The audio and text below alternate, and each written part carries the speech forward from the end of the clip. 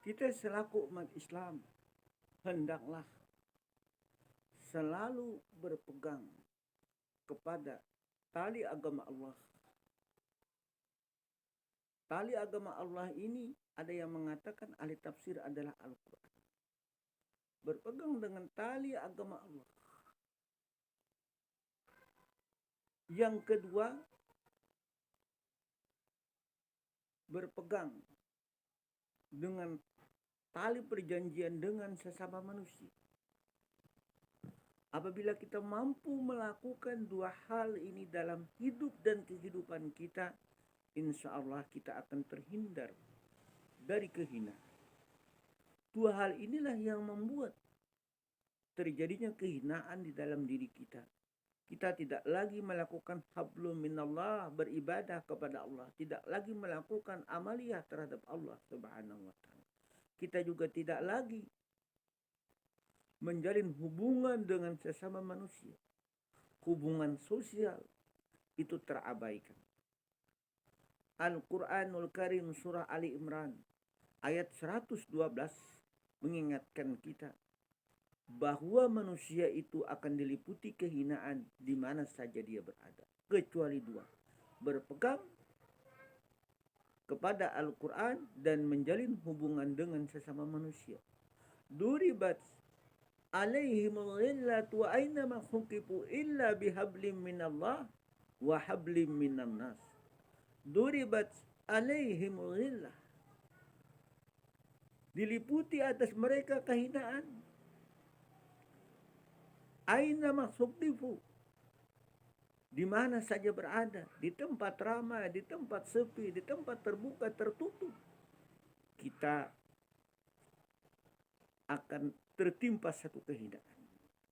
Ayat ini bersifat umum. Apakah semua manusia itu tertimpa kehinaan di mana saja mereka berada? Illa, maka dalam ayat ini ada adatul istisna, artinya mengecualikan. Ayat ini bersifat umum lalu ditahsis keumuman ayat ini dengan adatul istisna. Illa bihablim minallah wa hablim minan nas, kecuali yang berpegang teguh dengan tali agama Allah. Orang yang selalu berpegang teguh dengan tali agama Allah, selalu beribadah kepada Allah, selalu menyerahkan jiwa dan raganya kepada Allah subhanahu wa ta'ala, bahwa dirinya hanya untuk Allah subhanahu wa ta'ala, dan dia hanya mengabdi kepada Allah, tidak mau mengabdi selain Allah, mereka akan terhindar dari kehinaan. Yang kedua, wahablim minan nas, mereka menjalin hubungan dengan manusia. Mereka selalu tolong menolong dalam berbuat kebaikan. Wa ta'awanu 'alal birri wat taqwa, tolong menolong dalam berbuat kebaikan dan takwa. Insya Allah apabila manusia melakukan dua hal ini, dia akan terhindar dari kehinaan. Apalagi di bulan Ramadan ini. Bulan Ramadan adalah satu pembelajaran yang banyak kita lakukan. Kita berusaha untuk melakukan hablum minallah, hubungan dengan Allah. Di samping melaksanakan ibadah puasa, kita juga meningkatkan ketakwaan kita dengan melaksanakan salat sunnah, tarawih, witir, melaksanakan qiyamul lail, salat sunnah, tahajud, ditambah lagi dengan amaliyah lain, membaca Al-Quran dan berzikir, serta lain-lain. Bahkan paling banyak orang hadir di majelis ilmu justru di bulan Ramadan. Kita hadir pada saat kuliah subuh, hadir pada saat artinya kuliah menjelang berbuka puasa, pada saat pengajian Ramadan. Ini bulan Ramadan ini salah satu bulan yang betul-betul melatih manusia untuk melakukan hablum minallah. Bulan yang menyelamatkan manusia dari kehinaan karena manusia selalu melakukan ibadah kepada Allah. Betapa sibuknya manusia, tetapi orang berusaha, artinya untuk melaksanakan ibadah. Memang kalau gawian itu banyak, tetapi orang tinggalkan gawian pada saat waktu salat tiba sembahyang.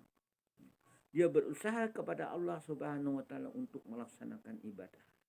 Berusaha kepada Allah Subhanahu wa taala untuk berusaha kepada Allah Subhanahu wa taala untuk meningkatkan pengabdiannya. Bagaimana agar menjadi taqarrabun ilallah, orang yang dekat dengan Allah Subhanahu wa taala. Nah, inilah bulan Ramadan. Sehingga bulan Ramadan ini dikatakan sebagai syahrul jihad, bulan jihad. Kita berusaha juga untuk zihadun nafsi, memerangi nafsu. Bukan kita membuang nafsu kita ini kedakawa dibuang, tapi nafsu kita ini kita salurkan untuk hal-hal yang bermanfaat. Untuk ketakwaan kepada Allah Subhanahu wa taala kita salurkan, mendekatkan diri berbuat ketaatan kepada Allah Subhanahu wa taala. Selalu kita meningkatkan ibadah, selalu kita berusaha untuk menolong sesama. Ini hablum minallah, hablum minannas. Dua hal inilah yang membuat manusia itu tidak terhina di mana saja dia berada. Nah, justru itu bulan Ramadan kita jadikan satu bulan ini bulan riyadhah, bulan latihan, adalah bulan evaluasi kita, harus di mana kita harus mampu meningkatkan hablum minallah, hubungan dengan Allah dalam rangka beribadah kepada Allah, baik ibadah mahdah maupun ibadah ghairu mahdah. Ibadah mahdah, ibadah yang langsung berhubungan dengan Allah. Kalau ibadah ghairu mahdah ini kada langsung berhubungan dengan Allah. Misalnya bersedekah, mengeluarkan zakat, kalau kada ada menerima, nah, ibadah itu tidak ada. Nah, justru itu ibadah mahdah kita selalu meningkatkan diri kepada Allah, ya, meningkatkan ketakwaan kita kepada Allah Subhanahu wa taala untuk selalu beribadah kepada Allah Subhanahu wa taala. Mohon maaf atas segala kekurangannya. Terima kasih atas segala perhatiannya. Usikum wa nafsi bitaqwallah. Wassalamualaikum warahmatullahi wabarakatuh.